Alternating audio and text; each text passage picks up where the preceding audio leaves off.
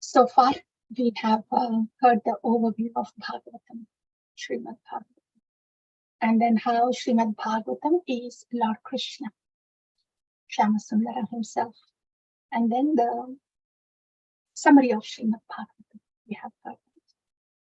And after that, the first canto, second canto, third canto, the fifth canto. Now we are in fifth canto of Srimad Bhagavatam. So in fifth canto, we are hearing the descendants of Maharaj Priyavrata. We have heard about Priyavrata. And then his son Agnidra, his son Nabi, Nabi's son Rishabhadeva, Rishabhadeva's older son Bharata. So we are hearing about Bharata Maharaj. We have heard that Bharata Maharaj has perfected his spiritual journey in 3 lives.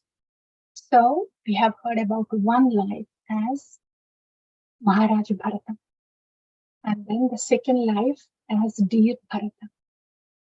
And now we are going to hear about the third life as Jada Bharata. By this time, the Chetana is Purna Vikasita Chetana.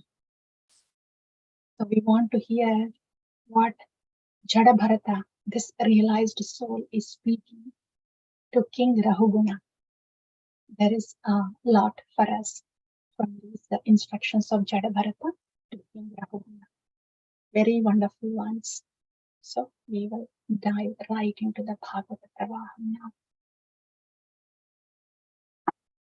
I'm going to share our phone. Please excuse me. I didn't think I had the lights ready. Let me check. Fifth canto, and that is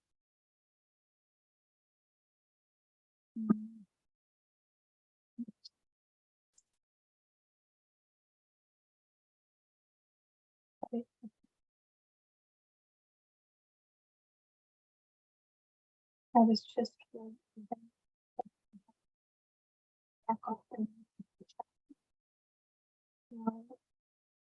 that is 11. We are gonna do 10, 11,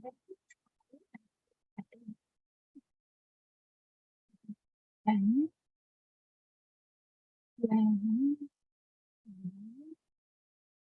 and 13 and 14 is put together. That will be just a walk. We have ready now. Are you able to see it, dear devotees? Yeah? Not yet, Mother. Not yet.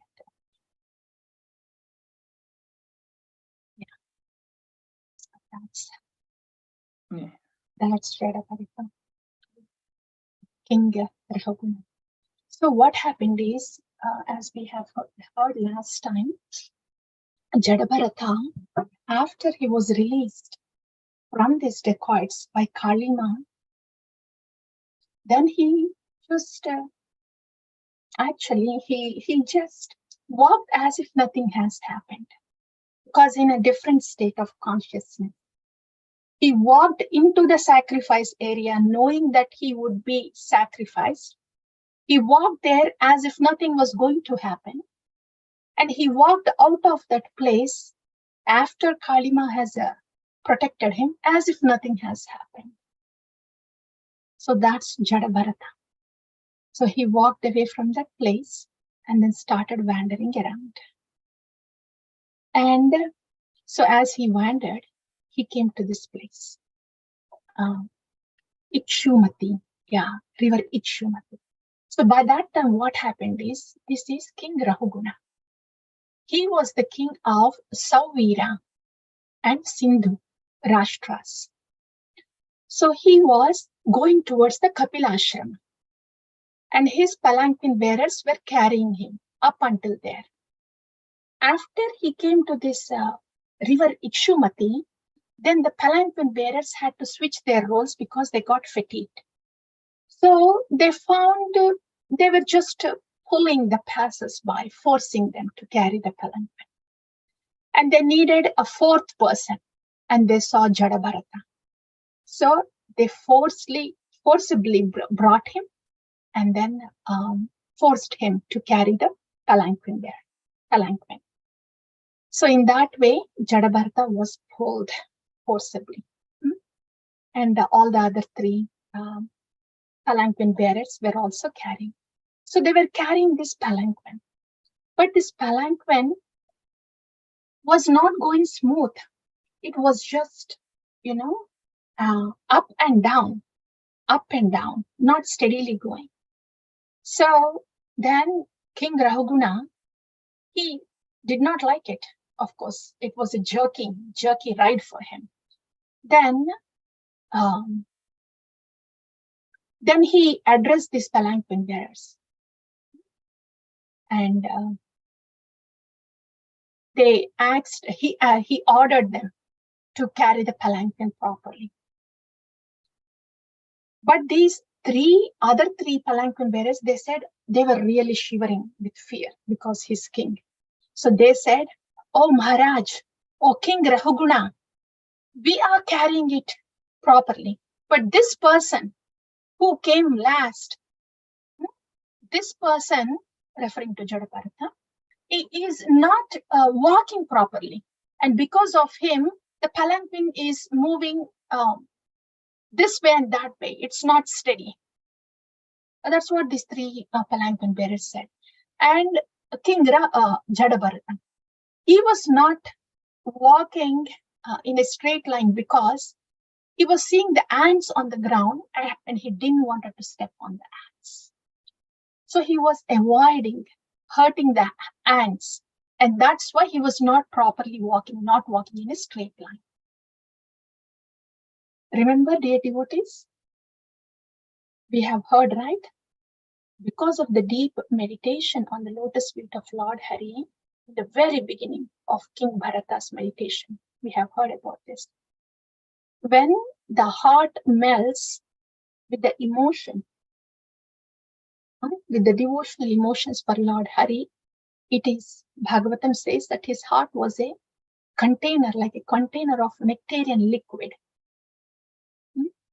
So the heart becomes so soft as if it is melting. That's why all these Mahajanas who are in this platform, they are very, very affectionate, and their Jivadaya is a lot, is abundant. Same thing happened to Mrigari, hunter Mrigari, right? When Narada Muni came and enlightened him, before the enlightenment, hunter Mrigari was ruthlessly killing the animals half dead and watching them die, watching them struggling to die. That was his cruelty before. But once he was initiated into the Harinama by Narada Muni, once he got purified with the Harinama, his heart became so soft that he couldn't step on the ants to pay obeisances to his Gurudev when he saw him after he did the purificatory japa. So he couldn't step on the ants, hunter Mrigari. So that's a natural thing that happens for those souls who get purified, completely purified of Rajoguna and Tamoguna and even Sattvaguna. So like that's why this Jadabharata was not stepping on the ants. So that was the reason. And so King Rahuguna, he heard that. And he was sarcastically commenting on Jadabharata. He said, "Oh yeah, this person, he seems to be very weak, huh? And he is so thin. And he has been carrying the palanquin for such a very long time. He must have been so tired. And that's why I guess he's not able to carry the palanquin," very sarcastically. Just opposite to what Jadabharata is physically. Yeah, Jadabharata was not that thin. He was not tired. He just started carrying the palanquin like that. So he says that sarcastically to Jadabharata. Still, Jadabharata keeps going the way um, to avoid stepping on the ants. So still the palanquin was going here and there. This time, Rahuguna is angry and he goes, I am your master. Don't you hear me? Don't you hear me? Also, why are you walking as a dead man? I can punish you if you don't follow my order. So he orders like that to Jadabharata. And then Jadabharata smiles and he says, you are right, King Rahuguna. You said, are you dead? Well, I'm not this body. I'm a soul, so I'm never dead. And the second question was, I am the king and I will punish you. For that, the response was, well, you are king now. And these material designations are very temporary. Somebody king now can be a pauper later. And the third response was, I will kill you if you don't follow my order. For that, the response was, well, the soul cannot be killed. Yeah? And what's the point of punishing a fool who cannot realize anything, or a self-realized person who does not care for anything? These were the responses from Jadabharata. King Rahuguna was shaken. He jumped out of the palanquin. He was like, who am I talking to? Who is this person? So he jumped out of his palanquin and bowed down. And he said, Naham Vishanke Suraraja Vajran Natraksha Sushulan Nayamasya Danda Nagniyarka Soma Nilavitta Pastra Shanke Brisham Brahma Kulavamana. He's saying, Naham Vishanke Suraraja Vajran. Naham, I am not Vishanke, afraid of Suraraja Vajran, the Indra's Vajrayudha. Natraksha Shulan, not the trident, Shula of Lord Shiva. Na Yamasya Dandat, not the Danda, punishment of the Yama. Na Agni, not scared of the fire. Arka, scorching heat. Soma, moon. Anila, Vayudeva. Vitta, Vitta is the treasurer of the demigods, is Kuvera. Vitta's Astra, weapons of Kuvera. But Shanke Brisham, I am very much afraid of Brahma Kulavamana. If I am causing avamana, if I'm causing disrespect to Brahma Kula, to those Brahmanas who knows the transcendental knowledge, to those Brahmanas, to those Vaishnavas. So I am very scared of offending the Vaishnavas. I am not scared of anything else that hurt my body, that can destroy my body. The Indra's Vajrayudha can destroy the body.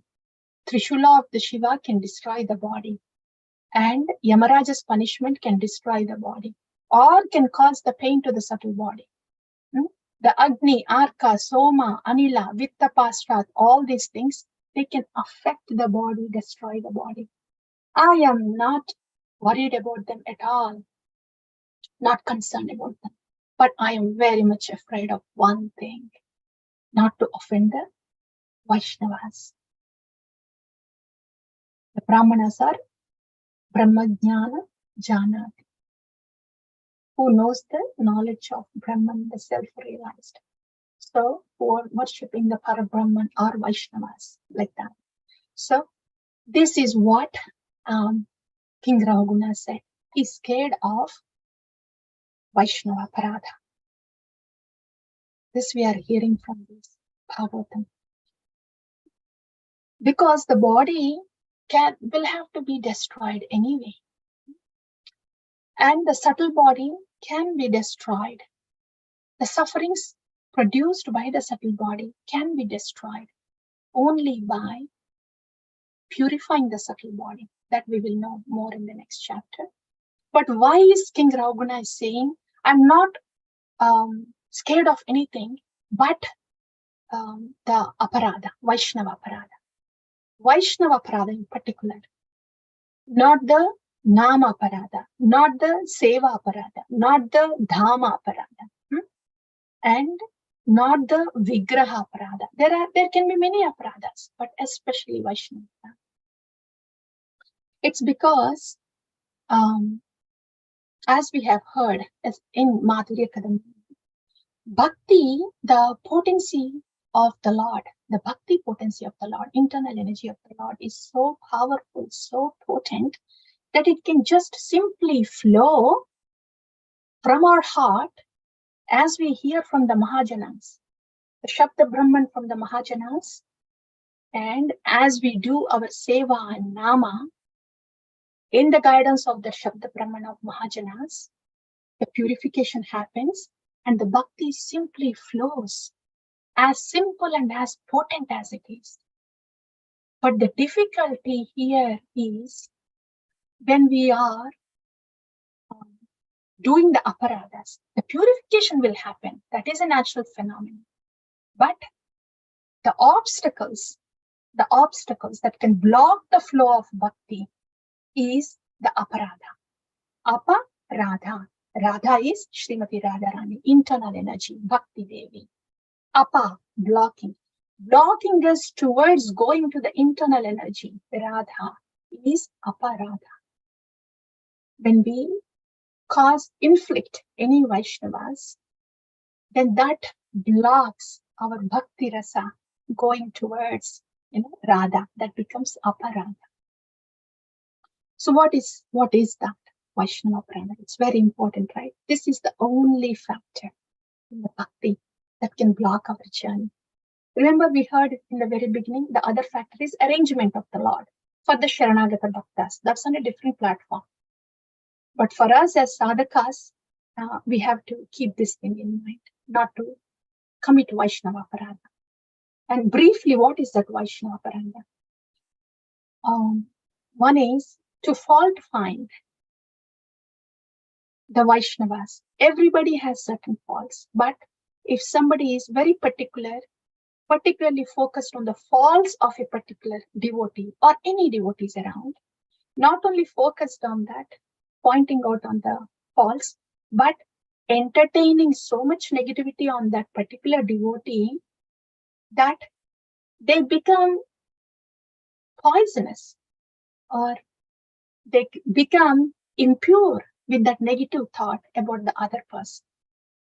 This becomes the aparadha. Yeah. So that is the danger. It's not simply fault finding. Everybody has faults. Everybody is trying to get better. But if somebody is looking at others' faults in a magnifying glass, pointing it out, talking about it, and then thinking about it so much and criticizing, so their consciousness is polluted. That polluted consciousness will cause the aparadha. Yeah, that's why it is said no fault finding. It's going to affect our consciousness. We don't want our consciousness to be polluted. That's one thing. Second thing is, offending the Vaishnavas. Knowingly or unknowingly, we may offend the Vaishnavas because we are still conditioned. It might be possible as we are walking together. Sometimes we may be stepping on the other toes, knowingly, unknowingly. Yeah, that hurting might be happening and will be happening because we are like that. But when we realize it, and when we correct and be apologetic to the person, whoever we have hurt, then that is good. Then there is no aparadha. Then there is no block. Because we have rectified our consciousness inside. We have repented, we have corrected, and we have addressed that and see that the other person is also at ease and is better and is not hurt, that will help our consciousness. We are taking away the block from our consciousness when we are doing it. So we are not doing a great favor to anybody else by not fault finding them and by not offending them or by apologizing to them. We are not doing a great favor to them. We are doing a great favor to ourselves. And of course, they will not be hurt is very good. So this, in brief, what Vaishnava Prada is and how to avoid that. There can be an elaborate discussion on that, but for this sake, it's just briefly. So that's Vaishnava Parada and avoiding Vaishnava Parada. And how to avoid Vaishnava Parada? We have heard what a Vaishnava Parada is, right? How to avoid two things: following the Vaishnava etiquette, doing the Vaishnava Seva. In brief, those are the two things. Okay, so now King Raghunatha, he said that, and then now he became respectful to Jadabharata, and he says, now he's not arrogant anymore. He has become respectful. So he is seeking clarification now. Next stage, dear devotees, watch the attitude of King Raghunatha. This is what generally we have also in our attitude. When we enter into the spiritual path, initially, we may not be kings, we may not be queens, we may be good for nothing, but we will have this kind of arrogance and pride in the beginning. So King Raghunatha was like that in the beginning, and now he's respectful, and now he's making respectful inquiry. So he was asking to Jadabharata, okay, you just said that, these body designations are temporary. Somebody can be king now, somebody can be pauper later, right? But the king has to do his duty, right? So king has to punish his citizens who are being disobedient, right?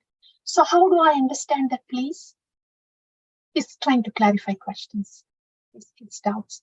Then King Jadabharata says, yeah, you're right. I mean, king has to keep obedience in the citizens, but he should not be forcing the citizens to do certain jobs. Like in this case, he was forced to do the palanquin. So like that, he clarifies few questions that he had, Maharaj Raghunatha. And please mind, this is all just respectful inquiry. He asked few questions like that respectfully, and then Jadabharata plainly answers those questions. So it was just on the just respectful platform only. And now it's time for something else. So after that respectful conversation, now Jadabharata, he has to do something else. I'm trying to bring it. Yeah, 11th. Yes. So after clearing those questions, Jadabharata, he says, "Oh king, you think you are asking wise questions? You think you are speaking like a very educated person? You are akovida. You are not a learned person. Your questions are not at all learned." So that is a comment to really shake King Raghunatha. Now, so far the conversation has been only the respectful one. But Jadabharata says, you are being a fool.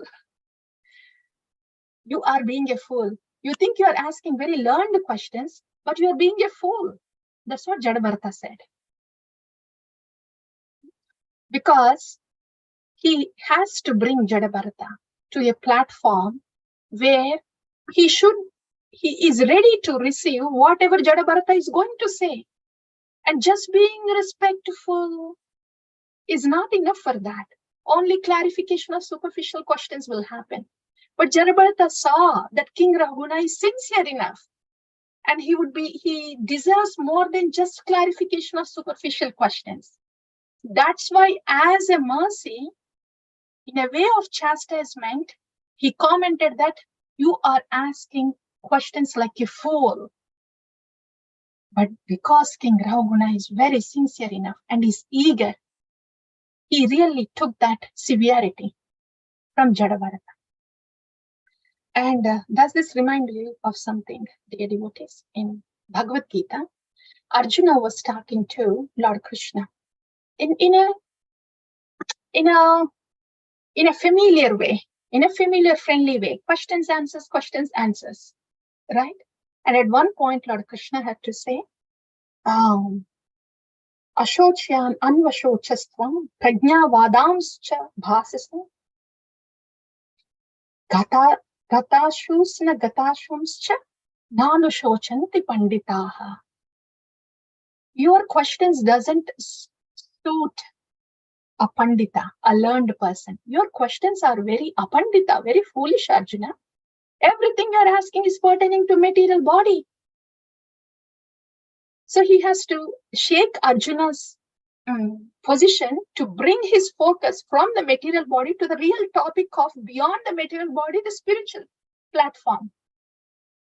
So when Lord Krishna did that, then Arjuna was alerted, and he had to shift his platform from the material to spiritual.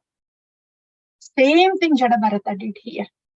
Because King Raghuna, all his comments were, when he was carrying the palanquin, oh, he was so thin, means Jadabharata was fat.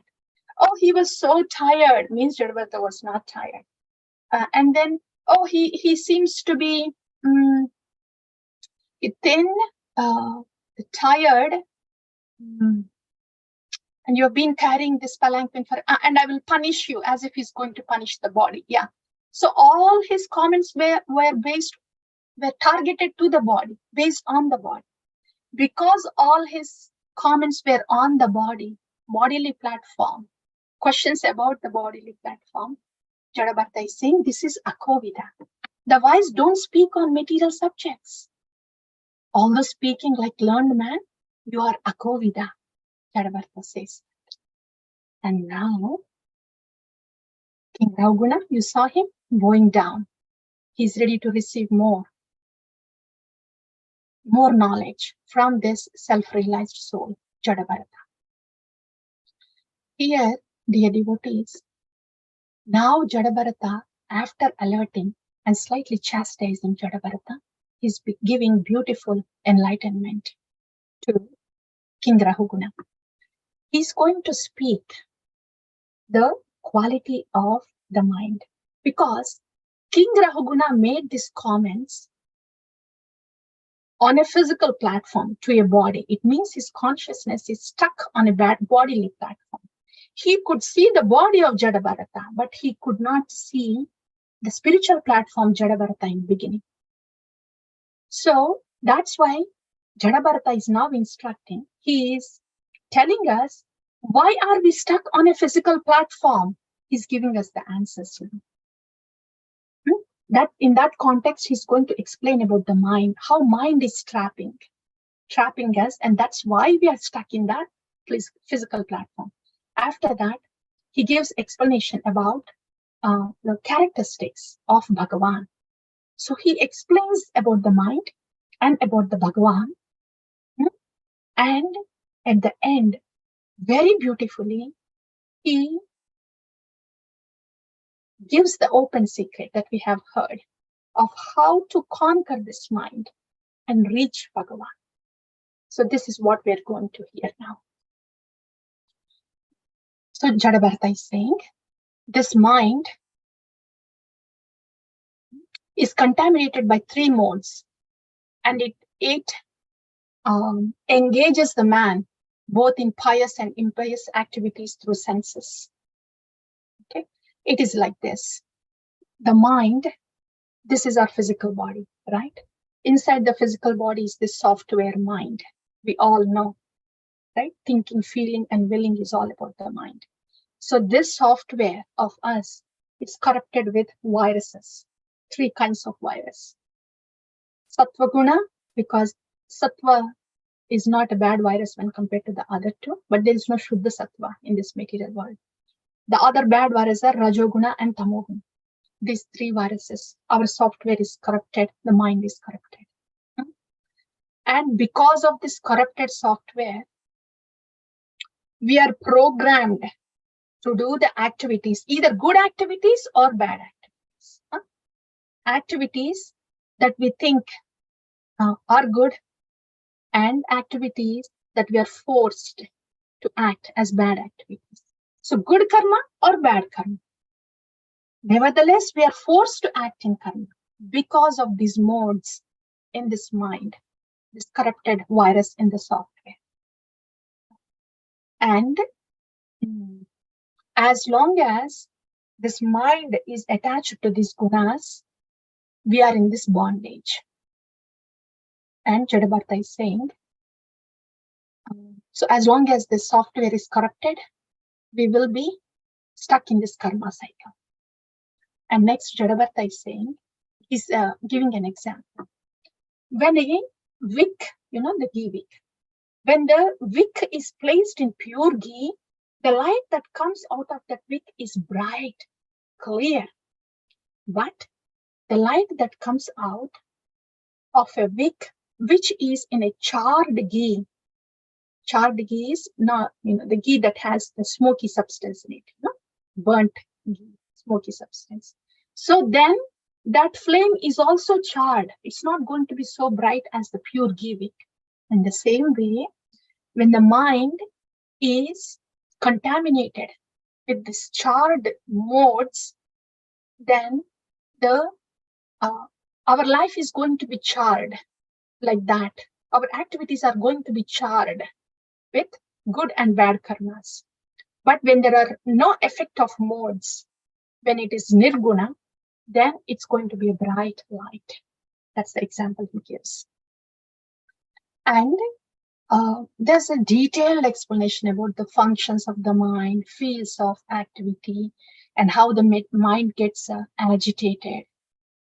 All that details are there, very technical details.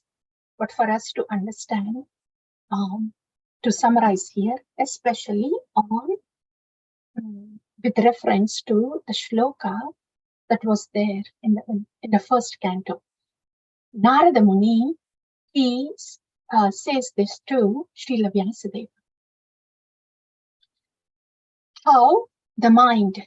Now the question is, okay, the mind has this gunas, right? Rajoguna, Tamoguna, and Sattva-guna, and that's why we are held up in the karma cycle. We are forced to do good karma and bad karma. And the next question is, okay, why is this happening in the mind?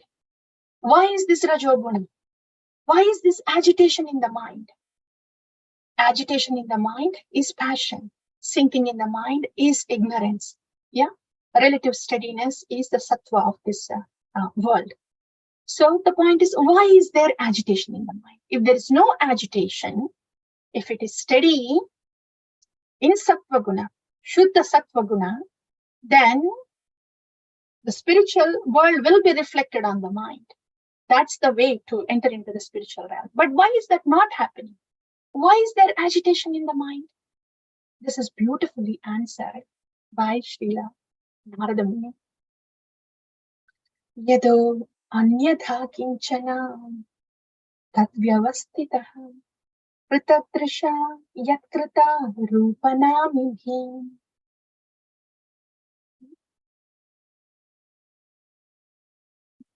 Dushtitamatim labheta vata hata naurivaspadam. So, Narada Muni is saying, very nicely saying, why this mind is agitated. Yado anyada akinchana tad vyavastitaha.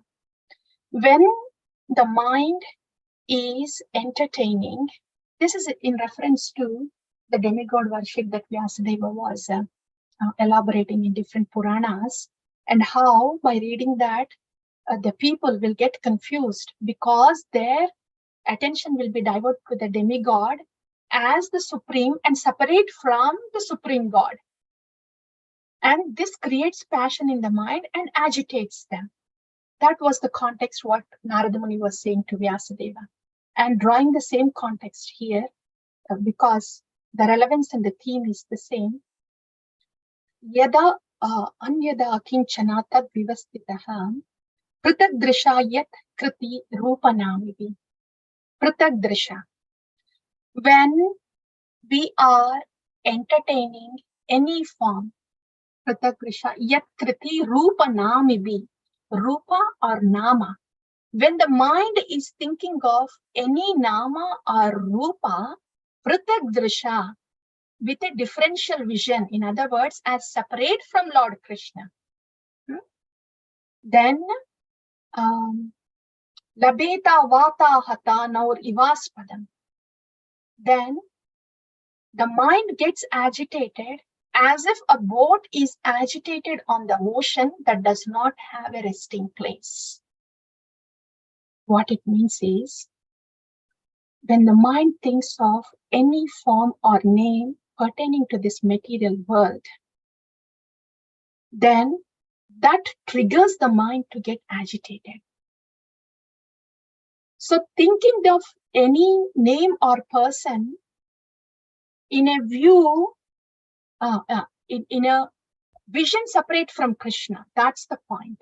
So if you are thinking of anyone or any form or any name as separate from Krishna, pratak drisha, that will agitate the mind. That's the point. In other words, when we are thinking of anything or anybody in this material world as separate from Krishna, it means if we are thinking them dovetail to Krishna, then because it is Krishna's energy, we are meant to serve Krishna's energy. So the enjoying propensity is checked there, is destroyed there when we are seeing everything in relationship with Krishna. If we are not seeing that in that view, because of the enjoying propensity that we have within, the form or the name or anything in this material world, we think in a way to see how we can get enjoyment from that, because of the enjoying tendency we have when we do not dovetail to Krishna. This enjoying propensity, with this enjoying propensity, when we think of anything in this material world, that agitates the mind. That is the very reason. So this is very clearly said. Yes, we can think of people, think of things and everything in this material world, but dovetailing it to Krishna as Krishna's property, so we can serve. Then there is no agitation in the mind. Mind will be in sattva and will be taken towards Shuddha sattva, because now it is with Krishna bhavana. Right? So that is very important. This is what Bhagavata is saying. Again, there is a lot of technical information here regarding the mind, but we have just summarized it and try to understand it in a way that is relevant to us and practice it. Yeah. So that's about the mind. And next, Jadabharta is saying, liberated jiva sees the transformations of the mind. Yeah. So when somebody is in this Krishna bhavana, Krishna consciousness, they can see what the mind is saying, how the enjoying tendency comes out, how the exploiting of the people and things around can come out automatically. They can see the conditioning happen, but they do not get affected because they're liberated from this conditioning. Yeah. I mean, for the Shuddha Bhaktas, they don't even have this going on. But as we get purified, we can see this happening, but we don't get affected and we want to serve. So that's one thing. And then after that, he explains about the characteristics of the Supreme Lord, Vasudeva. As the air is all pervading, Vasudeva is also all pervading. He's Antaryami. Aham sarvasya prabhavo matta sarvam pravartate iti matva bhajante mam buddha bhava samanvitaha. He's Aham sarvasya prabhavo, Antaryami. And he's the knower of all bodies as Paramatma. Right? So That's how he describes the characteristics of the Supreme Lord. Now that he described about the mechanics of the mind, how the mind and agitation happens, and when our consciousness is focused on this, agitated mind because of the nature of the exploitation, then we are stuck in the karma cycle. We are stuck with the good karma and bad karma. And now he has explained about the Vasudeva, who is all pervading and is more of the all bodies and is present in the all bodies. Yeah. Now Jadabharata is saying how to go to Vasudeva past this mind. He says you have to conquer the 6 enemies. What are the 6 enemies? This mind is the 6th enemy, and the 5 enemies are the senses. So this is senses are seen outside, but the network is present inside. So the mind and senses are they are like a unit inside. These are the 6. They're called enemies because they're corrupted with these gunas. So Jadabharata is saying, know about the Lord Vasudeva and conquer these 6 enemies, the senses and the mind, and come to the platform of self-realization. And how beautifully is he saying here? Mind is the sowing ground of all tribulations. All problems are because of whatever is going on in this mind. And as long as possessiveness over sense objects is there, it must accept samsara. We have just discussed. As long as we have this enjoying tendency on this material objects or people, we are stuck in the samsara. Samsara means enjoying tendency. Downtelling to Krishna means we are coming out of the enjoying tendency. We are taking shelter of the service tendency. Service tendency is the one that will put us out of the samsara. Jadabharata says that as long as there is possessiveness over the sense objects, one must accept the samsara. So now he said this, right? So this is about the mind. These are the 6 enemies. This is the Lord here, Vasudeva, that is present everywhere. And this is the trapping place, mind, because there is possessiveness here because of the passion that corrupted software, right? So in this setting, you have to conquer the 6 enemies. Now that you know about the Lord Vasudeva that is present everywhere and in everybody, you have to come to the platform of self-realization. So he has given information only so far. He has given information, the knowledge, the jnana about the 6 enemies, about the Vasudeva, about the reasoning for getting stuck in the samsara. But how to get through this? How to conquer the 6 enemies? And how to get to Vasudeva? Next thing. He's also saying this mind, if you just neglect it, not do anything about it, it is going to acquire more and more power. So what should you be doing?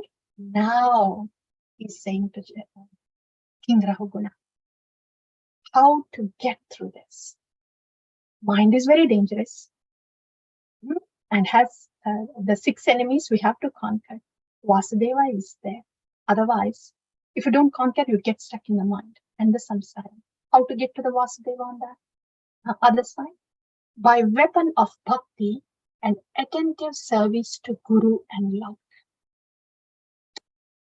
This is what Jadabharata said. I really wish the shloka is not here, but it's a beautiful shloka. It's not in the slide.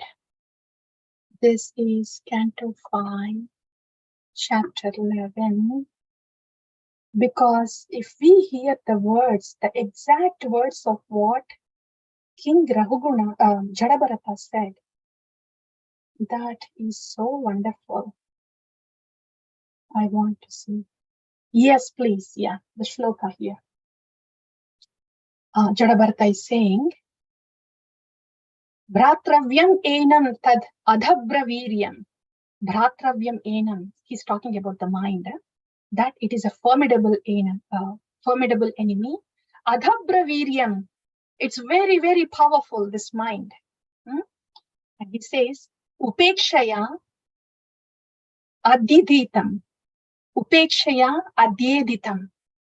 Upekshaya, by neglecting, adyeditam, unnecessarily increasing the power. If you just don't do anything about it and neglect it, then this mind will gain a lot of power and it will make you get stuck in the samsara. So what should you do? Gurur Haresh Charanopasanastro. Gurur Hari Charana Upasana Astro. These are the words. Charana Upasana. Upasana is worship. Worshipping Charana, the lotus feet of who? Guru, Harir. And how is this? Worshipping the lotus feet of Sri Guru and Hari, Lord Krishna, is working as Astra. That is the weapon. So that is the weapon you have, King Rahuguna, to get through this mind and samsara and go to the platform of Vasudeva. This is the Guru Haresh Charana Upasana Astro and Jahi Vyalikam. Jahi Vyalikam. Jahi is to conquer, Vyalikam is false. Swayam Atma motion. Personally, Atma motion is which covers the constitutional portion of the living entity. So to use this astra of worshipping the lotus feet of Sri Guru and Hari, which can be a weapon to conquer this illusion of the mind. This is the instruction of Jadabharata. Guru Hari Charana Upasana Astra.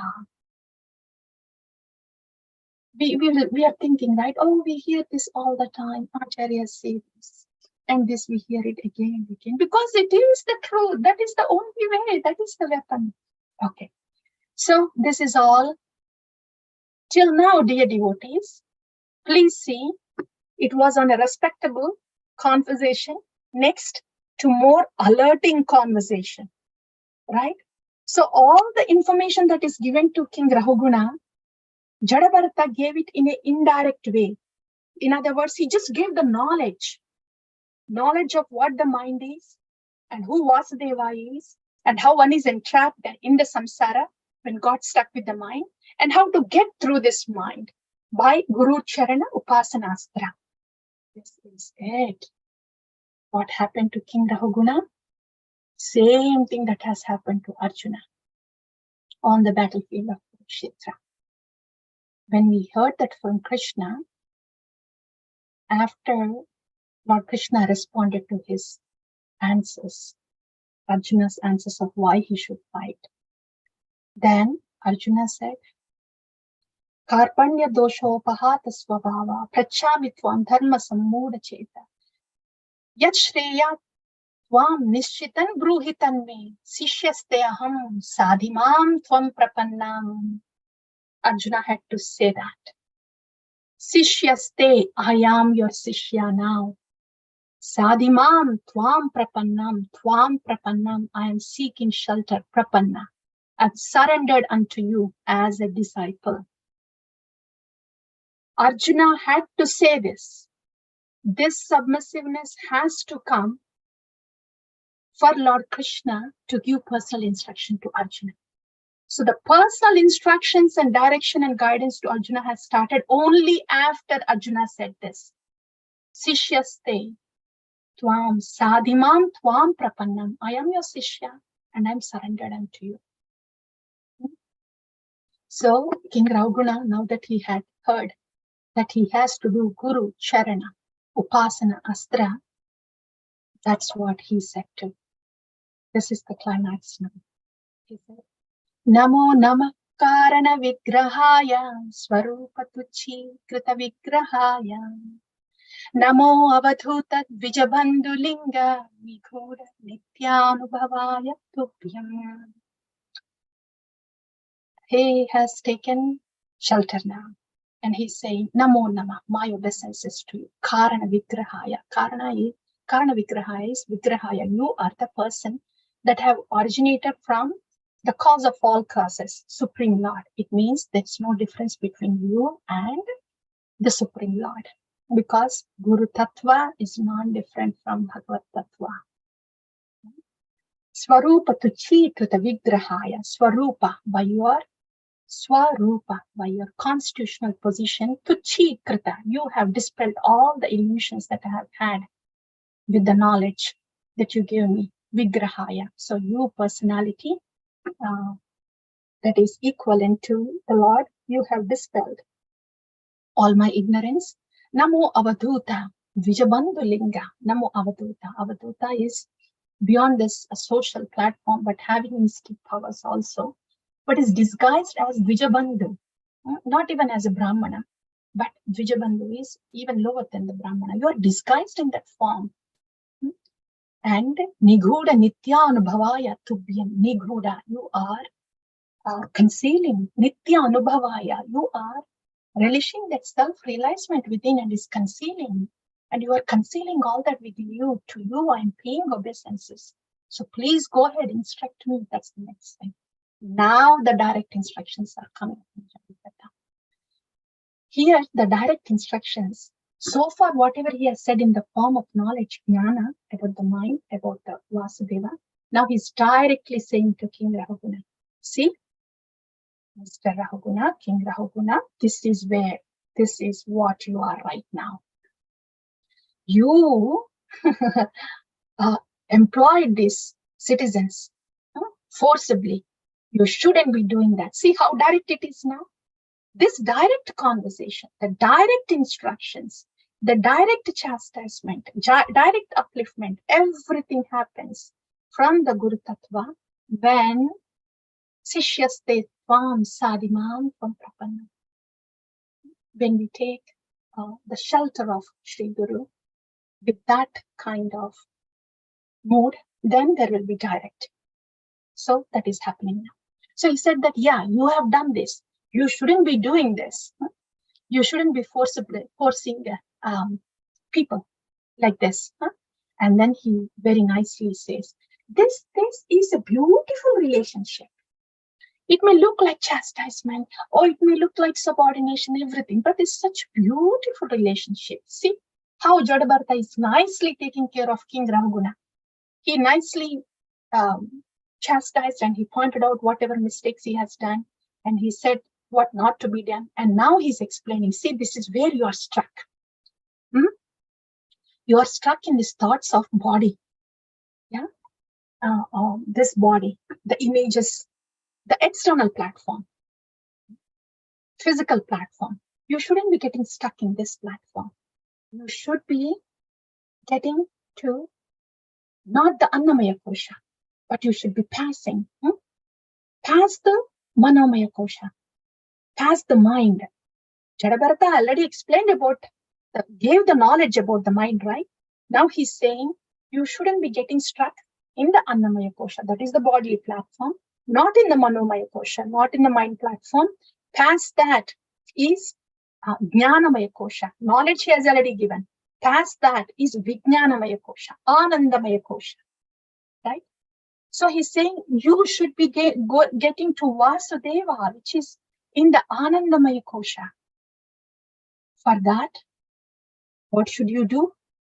Rahugana yeta tapasana yati, na chejaya nirvipanat grihadva, na chandasanaiva jalagni suryai, vina mahatpada rajobhishekam. Again, dear devotees, he's saying, Rahugana eta tapasana yati. You may be thinking, oh, King Rahuguna, if somebody can do the tapasya, or if somebody can nacha ijaya, can do elaborate worship of the deities, nirvipanat grihadva, If somebody can do all the varnashramas so very well, grihastha, brahmacharya, grihastha, and vanaprastha, and then heading to vanaprastha, nirvipanat grihadva. They leave the home and they head to the vanaprastha. If somebody can do this vanaprastha so perfectly and gain the power by that ashrama dharma, and na chandasa, you may be thinking, if somebody is a Vedic scholar having the chandasa, is the Vedic knowledge, recitation, naiva jalagni surya. And if somebody is so tolerant and is able to do tapasya in the midst of the burning fire, in the very hot summer, or submerged in the very cold waters in a bitter winter, even if somebody can do all this, they cannot get bhakti. They can get bhakti only by one way, one and only one way. Vina mahat pada rajobhishekam. Unless they smear, vina, without, mahat pada, the mahat or mahajanas, pada, rajobhishekam. Pada raja is dust of their lotus feet. Abhishekam, smearing the dust of the lotus feet of those mahat bhaktas. Without that, there is no possibility of getting to the Vasudeva, to the Anandamaya Kosha. Because, why is it like that, dear devotees? Bhakti, Shuddha Bhakti, does not belong to this world. This is Dukkalaya Masashvatam, full of modes. So where is the place of Bhakti here? There is no Bhakti here. Bhakti belongs to spiritual realm. And it is to be brought from that spiritual realm and is to be imparted into our hearts. Who does that? Who carries that spiritual realm in their heart. Only they can impart us into our heart. Who carries the spiritual realm into their heart? Mahat Bhaktas, the Shuddha Bhaktas, where Govinda resides in their heart. Bhakti can be obtained only from those Bhaktas. That's why it is like he said that. And after that, what is he saying?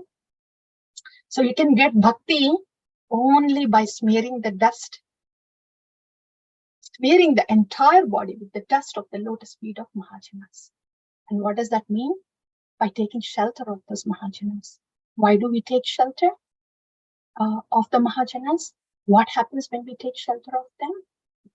Yatruttama shloka gunanuvada prastutiyate gramya kada vigataham nishevyamano anudinam muksha matim satim yachati vasudeve. Beautiful nectarian words.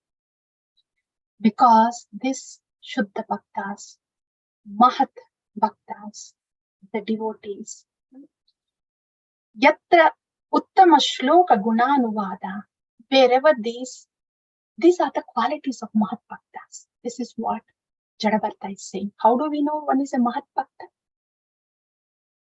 Yatra Uttama Shloka Gunanuvada, wherever there is Guna Anuvada, broadcasting of the gunas, the transcendental qualities of the Lord, of the Uttama Shloka, the Lord, Prastutiyate is glorifying, glorifying the transcendental qualities of the Lord. Gramya Kada Vigataha, and there is no Gramya Katha at all. There is no discussion of the mundane subject matters at all.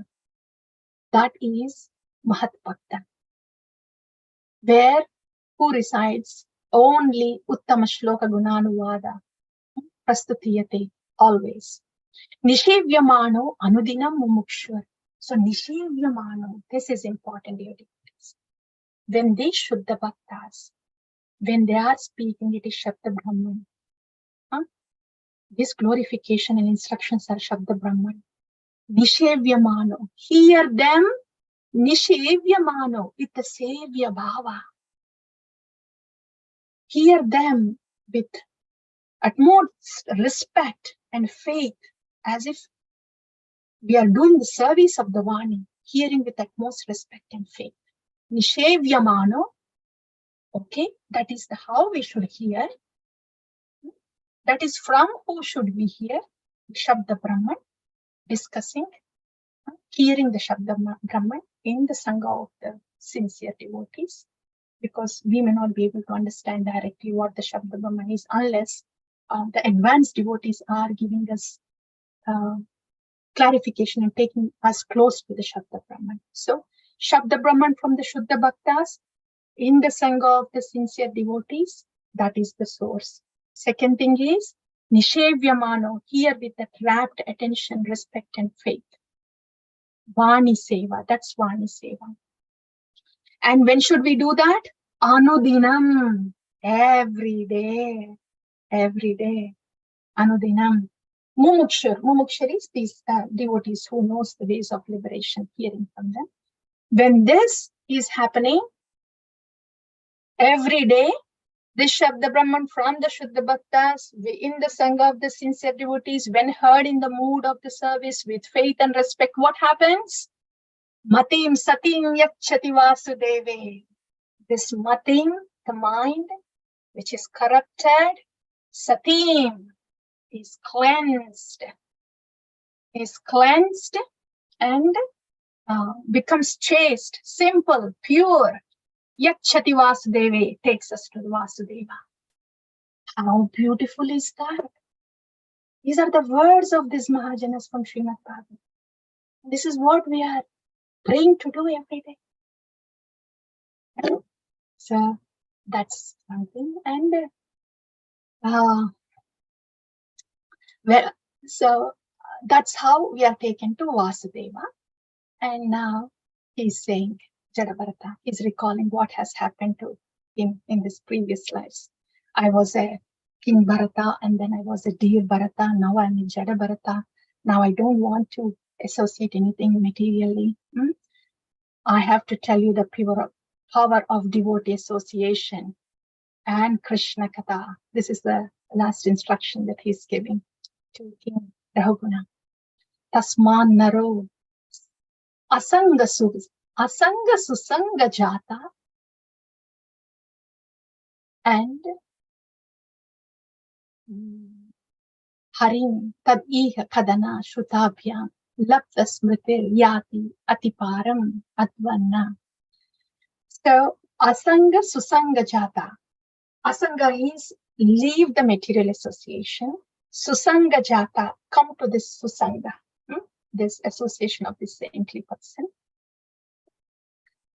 And the jnana that they are going to give us will vivakna moha, that will dispel the illusion, and harim tadiha kadana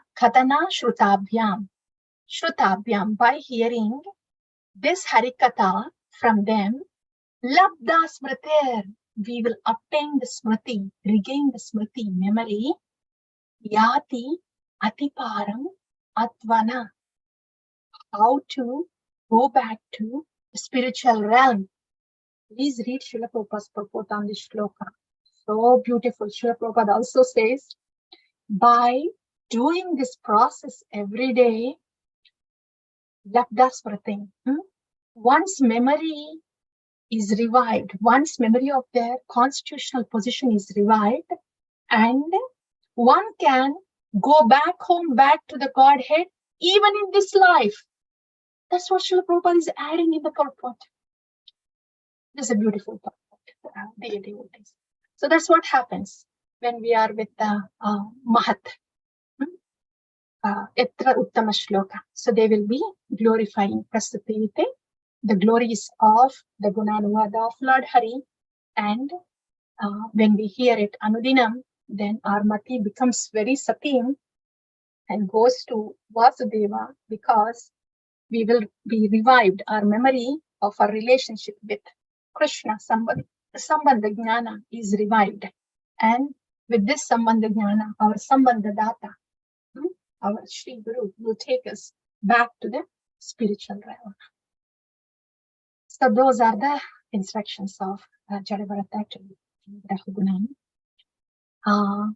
This is the whole nectar of this conversation.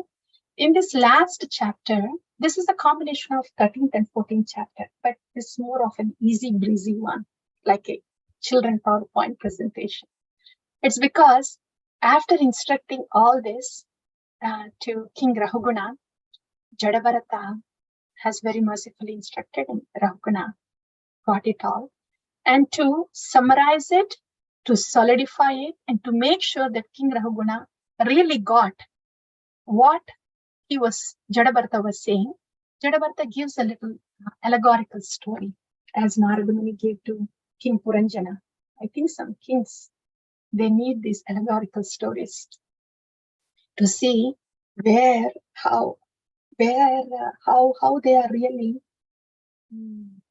caught up, and to see how they are caught up so they can come out of it. So in that way, Jadabharata just gives an allegorical story to Rahuguna.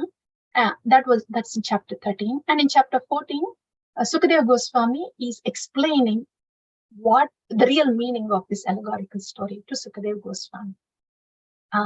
So the summary of it is, it's an interesting children PowerPoint thing. Just simply hearing, we don't have to pay much attention to it, but it's an interesting one. So he's saying, we, the conditioned soul, is like a merchant in the forest. So the jiva, conditioned soul, is like a merchant in the forest. Means conditioned soul is in this forest of material realm. Okay, and this merchant in the forest has plunderers in the forest. It means the jiva has these uncontrolled senses, and also this in the forest, this merchant will encounter jackals. It means jivas, they are encountered, affected, troubled by family members who are exploitative.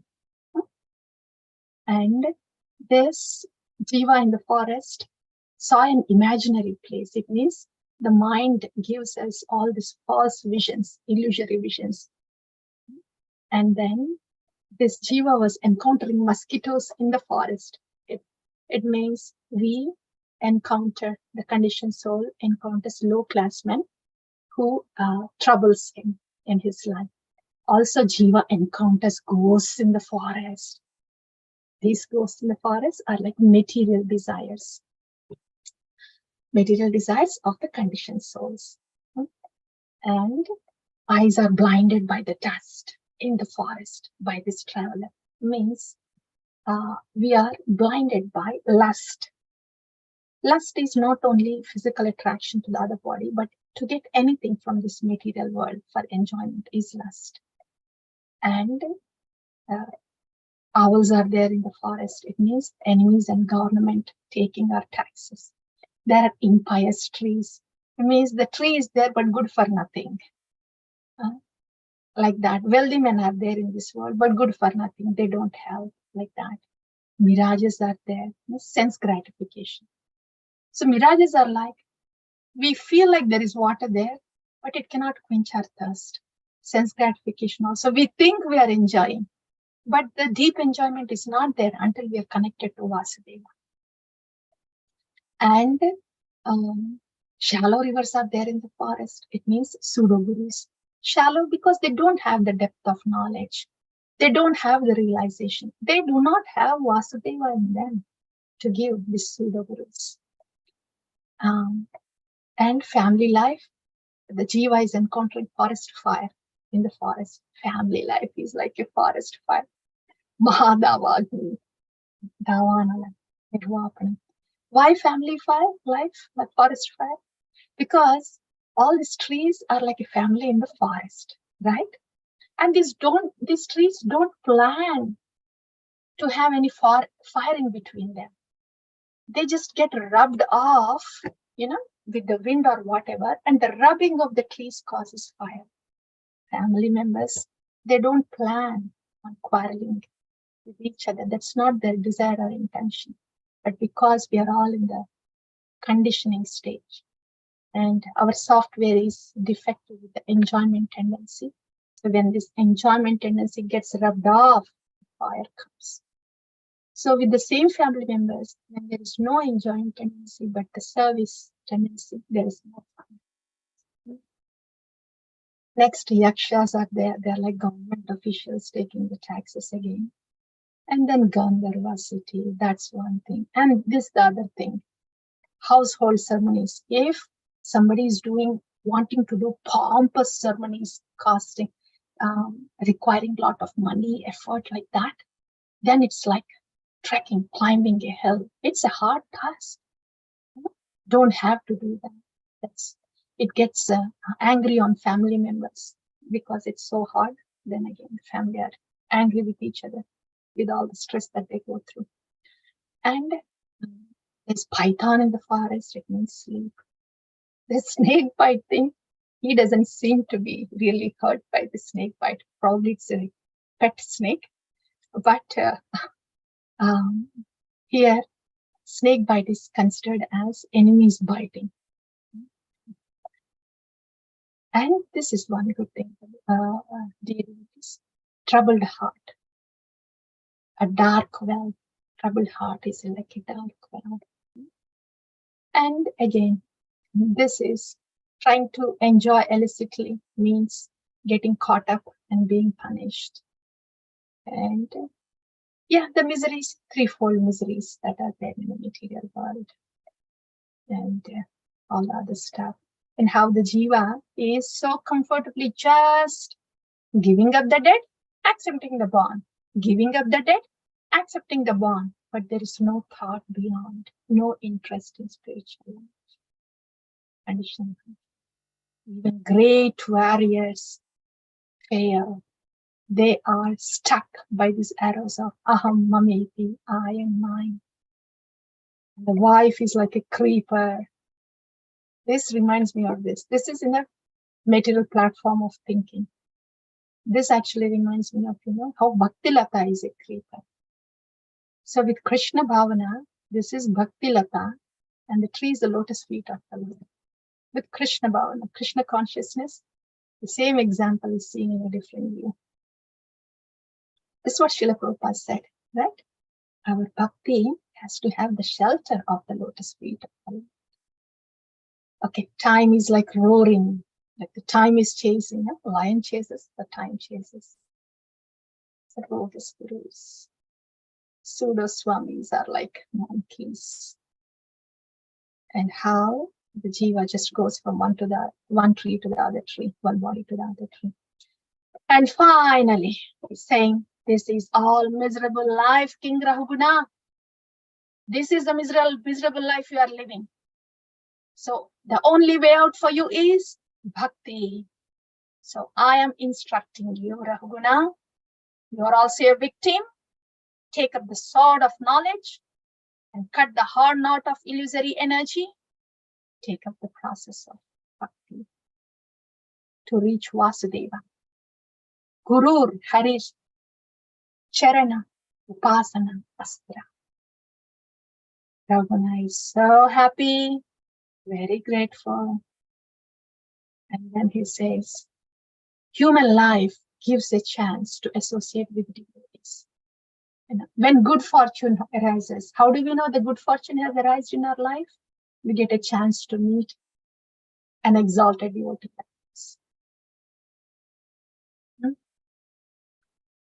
That's what King Rahuguna said. And then he said, by moment of your association, my lack of discrimination was destroyed.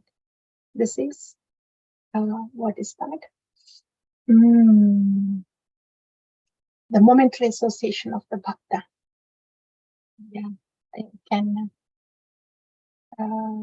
momentary association of bhakta. Even the momentary association of the bhakta is powerful. That, and I offer my respectful obeisance to you, great personality. So in this way, King Rahuguna, he accepts the personal instruction from Jadabharata to do Guru's Charana, Upasana, Seva, Astram. Upasana Astram. Guru, Hari's Charana, Upasana Astram to follow process of bhakti. He takes this personal instruction from from Jadabharata, pays his respects to him, and then Jadabharata walks away from there because he is Jadabharata. He is just wandering, self-realized soul. And King Rahuguna takes up these instructions and perfects his life, taking those instructions into the heart. That's the end of the Katha of Jadabharata and King Rahuguna, dear devotees. So to summarize Jadabharata, King Rahuguna, starting with the palanquin, right? So the palanquin was wavering, and then when King Rahuguna yelled,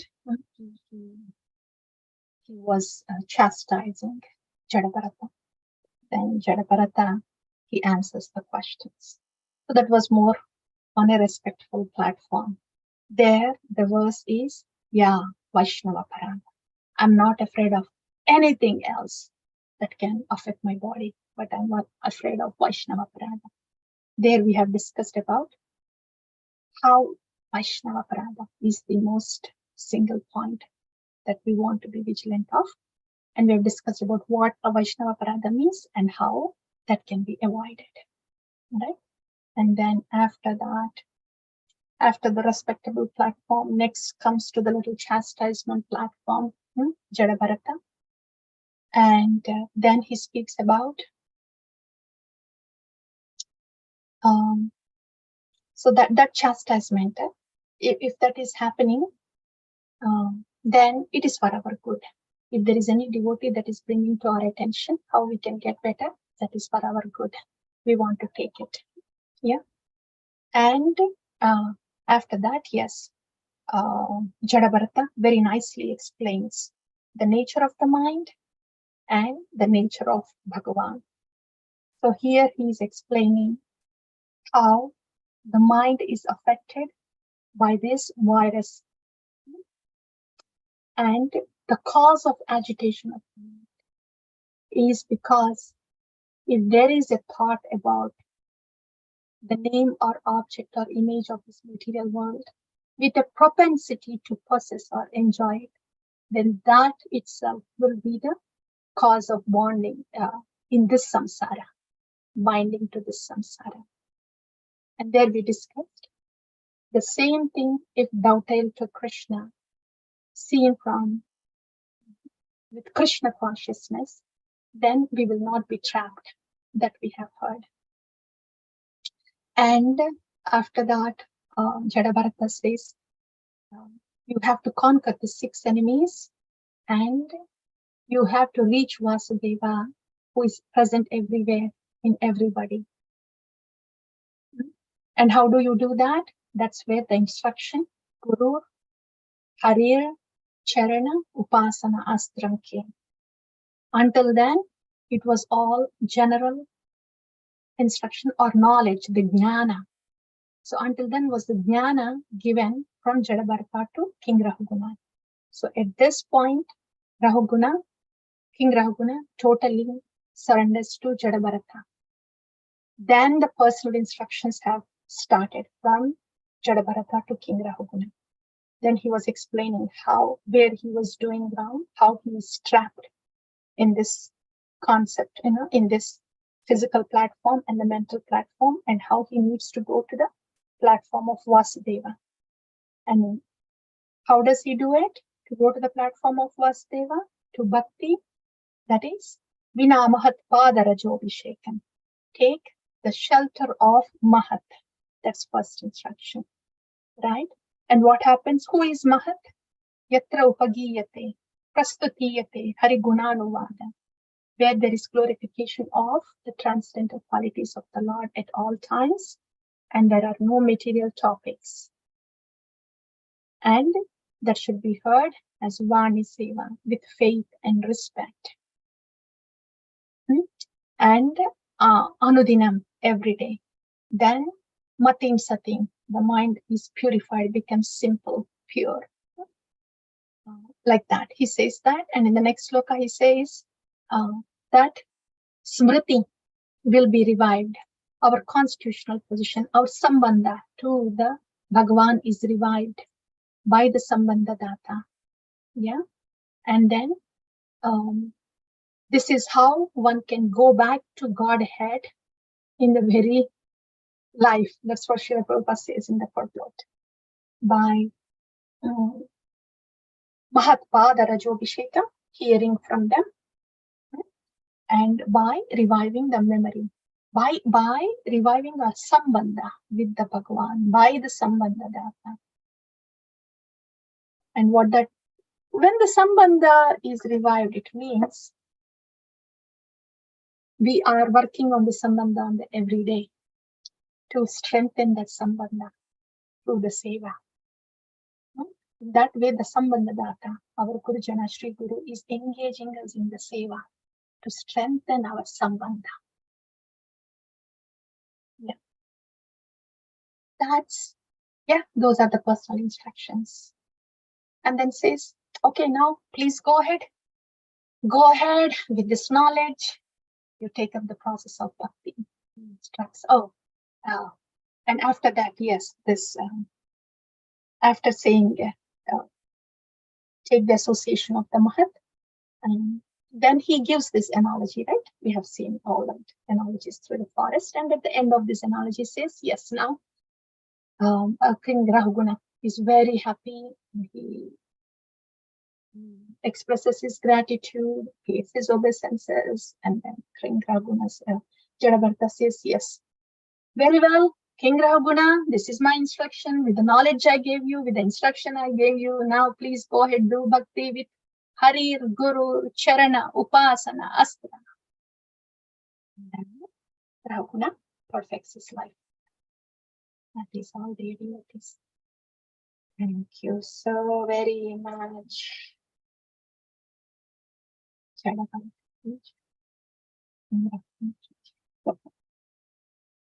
All